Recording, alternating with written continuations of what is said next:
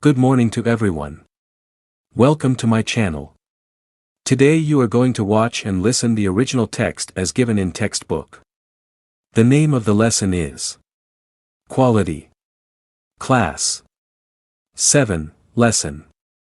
5, in US Accent. Let's know about the author. Quality is a short story written by John Galsworthy. John Galsworthy was an English novelist. He was born in London on August 14, 1867, and passed away on January 31, 1933. He was awarded the 1932 Nobel Prize in Literature. Now listen to the actual text. Simplified and abridged. I knew him from the days of my extreme youth, because he made my father's boots. He lived with his elder brother in his shop, which was in a small by-street in a fashionable part of London. The shop had a certain quiet distinction. There was no sign upon it other than the name of Gessler Brothers, and in the window a few pairs of boots. He made only what was ordered, and what he made never failed to fit. To make boots, such boots as he made, seemed to me then, and still seems to me, mysterious and wonderful. I remember well my shy remarks one day, while stretching out to him my youthful foot. "Isn't it awfully hard to do, Mr. Gessler?" And his answer, given with a sudden smile from out of the redness of his beard, "It is an art." It was not possible to go to him very often. His boots lasted terribly, having something beyond the temporary, some essence of boots stitched into them.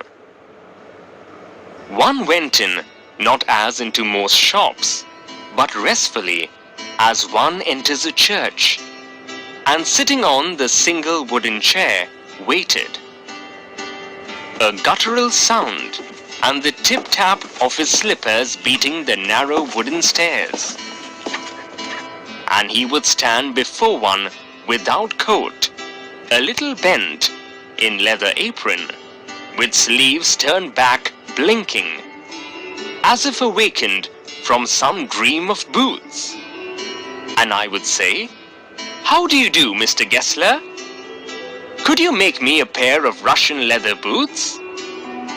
Without a word he would leave me retiring whence he came, or into the other portion of the shop, and I would continue to rest in the wooden chair, inhaling the incense of his trade.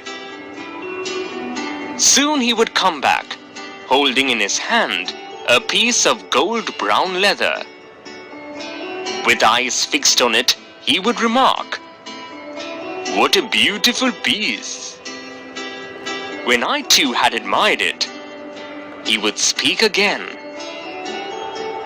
"When do you want them?" And I would answer, "Oh, as soon as you conveniently can." And he would say, "Tomorrow fortnight?"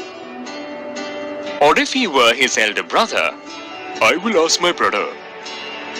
Then I would murmur, "Thank you. Good morning, Mr. Gessler." "Good morning," he would reply, still looking at the leather in his hand. And as I moved to the door, I would hear the tip-tap of his slippers going up the stairs to his dream of boots. I cannot forget that day on which I had occasion to say to him, "Mr. Gessler, that last pair of boots creaked, you know." He looked at me for a time without replying, as if expecting me to withdraw or qualify the statement, then said, "It shouldn't have creaked."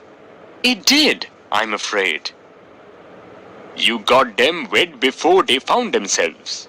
"I don't think so."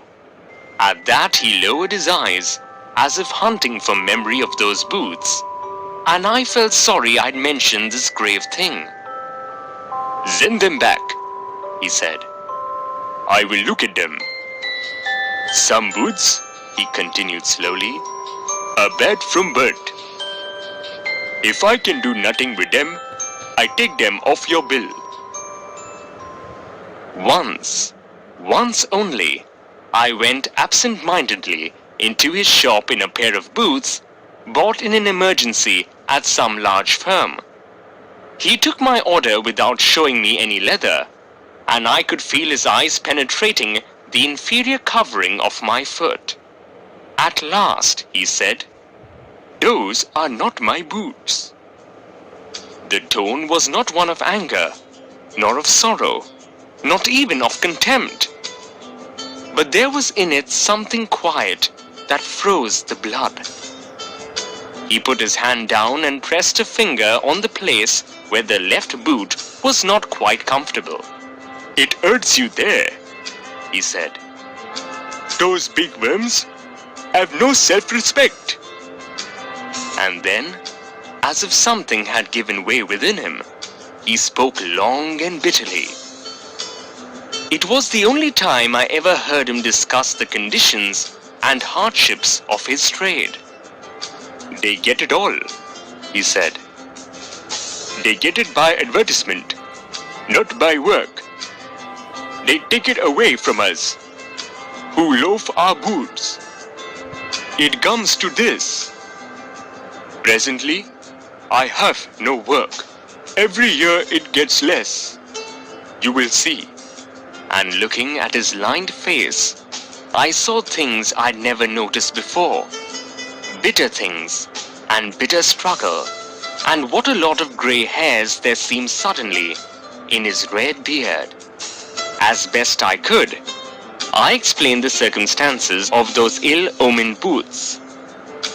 But his face and voice made so deep an impression that during the next few minutes, I ordered many pairs. They lasted longer than ever, and I was not able to go to him for nearly 2 years. It was many months before my next visit to his shop. This time, it appeared to be his elder brother, handling a piece of leather. "Well, Mr. Gessler," I said, "how are you?" He came close and peered at me.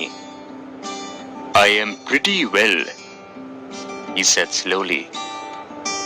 "But my elder brother is dead."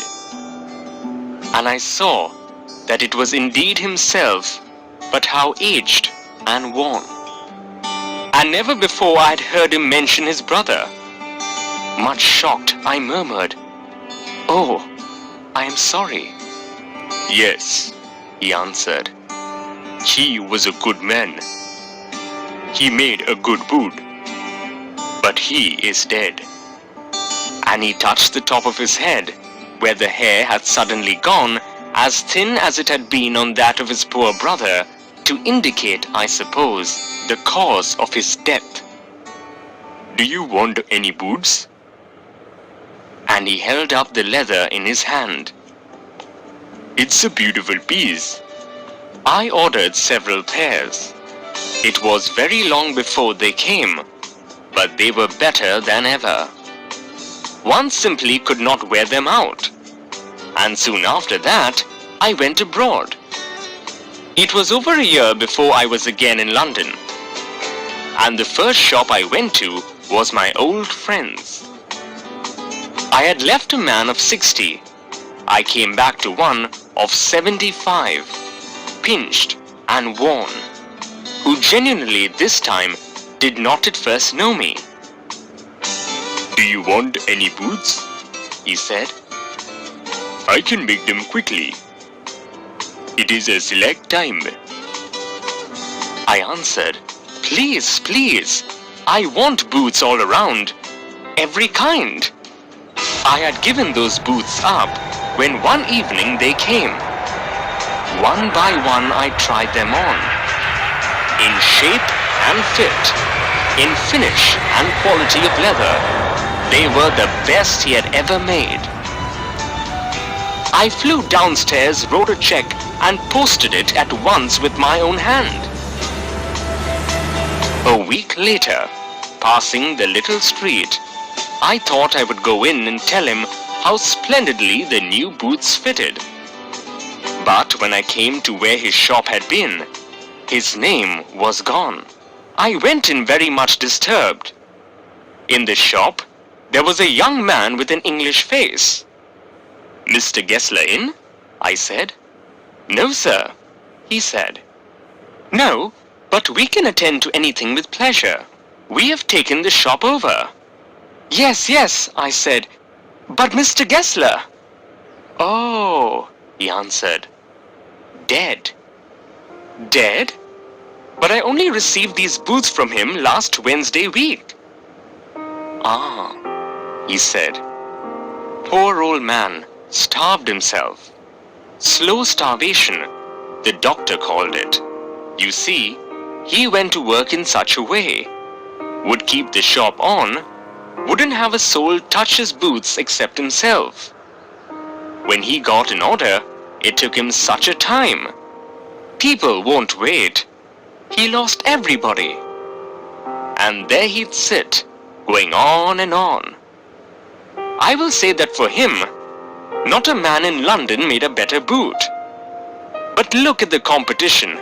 He never advertised. Would have the best leather too, and do it all himself. Well, there it is. What could you expect with his ideas? But starvation? That may be a bit flowery, as the saying is. But I know myself, he was sitting over his boots day and night to the very last, you see. I used to watch him, never gave himself time to eat, never had a penny in the house. All went in rent and leather. How he lived so long I don't know. He regularly let his fire go out. He was a character, but he made good boots." "Yes," I said, "he made good boots."